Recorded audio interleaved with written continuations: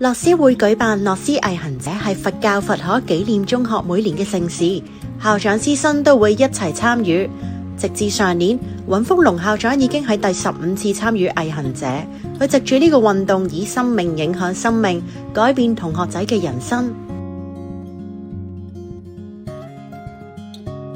我哋年年都同學生行嘅，點解同學生行咧？我哋同學生講咧，行山辛苦，讀書我哋從來都冇話過舒服，都係辛苦。我哋唔會話咩有黃金屋顏如玉，我哋唔講呢啲。讀書好辛苦，但係我哋講到好清楚，你唔會孤單，因為老師校長陪你行。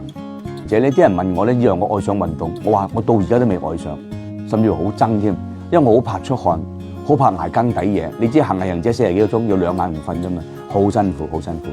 但係我覺得我要堅持咯。第一樣嘢就係個承諾，你答應咗佢哋每年我都行，就唔可以唔行噶啦。第二樣嘢咧就係我發覺咧，當我係咁做嘅時候咧，啲學生見到校長咁唔得都得喎，佢哋咪可以咯。我本身好叻，咁我行出嚟大家唔覺得奇怪，但係根本我就係唔得嘅，行得係好慢嘅，但我捱到啊嘛，咁啲學生就好感動咧。咁我哋成個信念好簡單，我話咧，我哋幾成功唔係有幾本事，係有幾堅持。其實我哋堅持最後尾就會成功啦。所以點解咁多年咧都係堅持行毅行者？柏喬就係其中一位被校長行為感動嘅學生，佢由一開始好勝衝動，逐漸明白真正嘅體育精神。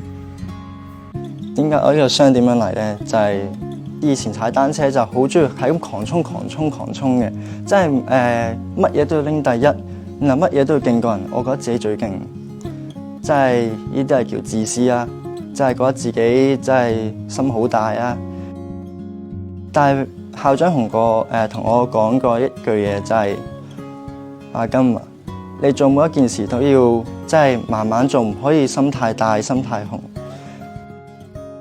今次柏喬參加咗專為學生而設嘅學界毅行，但係今次活動前1個禮拜打個風，山路都變成泥漿路，選手每一步都舉步維艱，絕對係身心嘅一大挑戰。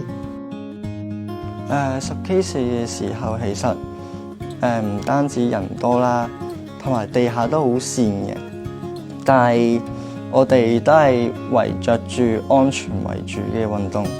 我哋唔會夾硬去衝，唔會去夾硬去逼嚟逼去，因為逼嚟逼去其實都唔啱嘅。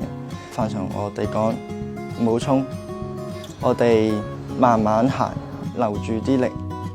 我哋前段係慢慢行，收力，即係唔俾我哋去衝啦。然後去到斜路嗰度就來了啦，就不停係咁滾上去，即係跑嗰條斜路。然後我哋開始好辛苦咁樣。然後簡志安啊 Samuel 啊，然後佢哋不停我哋講加油，唔好停啊！我哋一齊互相關乎團隊精神啊嘛。然後不停去衝，然後剩翻500位啦，然後繼續衝就到終點啦。然後我哋全部人都真係好開心喺度嘻嘻哈哈，即係我哋唔係為咗快，但係冇諗過係拎到第一咯。對柏喬而言，第一次參賽奪金固然開心，但最重要嘅係一班良師好友喺賽道上一齊奮鬥嘅過程。